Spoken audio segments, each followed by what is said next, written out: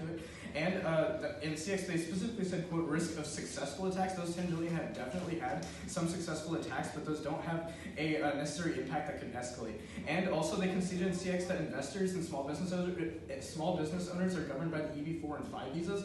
And since the plan only affects EB1 through 3 visas, that means that they can't solve for any of their like aging crisis and immigrants create new job opportunities impacts. On top of that, the plan increases unemployment, which they conceded in CX because it turns their economy impact, because specifically unemployment would cause more of an economic downturn, and that turns their entire case.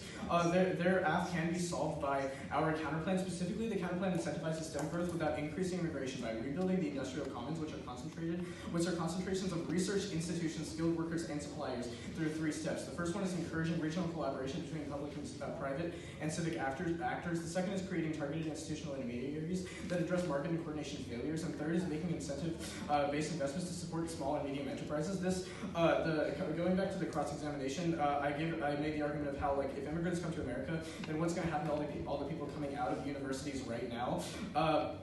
With the counterplan, that's specifically targeted towards people that are currently in the domestic education system, which includes universities, which means that this doesn't have to go through the same pitfalls that the affirmative does, specifically by solving, first of all, the brain drain dissent, and second, the diplomatic capital dissent.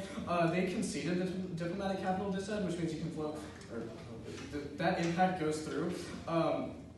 Specifically, the fact that the U.S. needs diplomatic capital to solve the Ethiopia-Eritrea peace deal, because it's on the brink right now, means that the affirmative would cause those diplomats and those resources to be diverted away, which means that we have to focus on the issue in Ethiopia and Eritrea, specifically because it would cause an instability and escalate to a water war, which, because the counterplan can already solve all their affirmative impacts, means the dissent outweighs any of the impacts of the affirmative. On top of that, the India brain drain dissent, the specific impact of an Indo-Pakistan war is the most likely scenario, and that spills over to a global conflict because of the multiple alliances that have been formed by both countries. Specifically, tensions that escalated in February prove that that's the most likely scenario for war globally.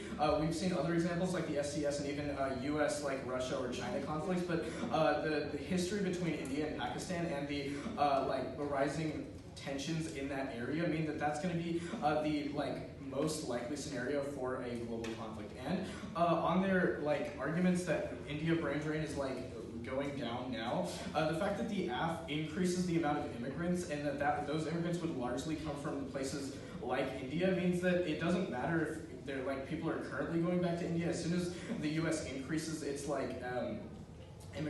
allows more immigrants in, those Indians would instantly go over to America, and that would cause the brain drain. So we can see that you should vote negative for multiple reasons. First of all, the affirmative can't solve their own case. They actually cause more unemployment and cause economic collapse. On top of that, our counterplan, which incentivizes domestic growth of workers, would solve for multiple problems that the AF poses, specifically brain drain in the Indo-Pak region and defocusing of diplomatic capital in other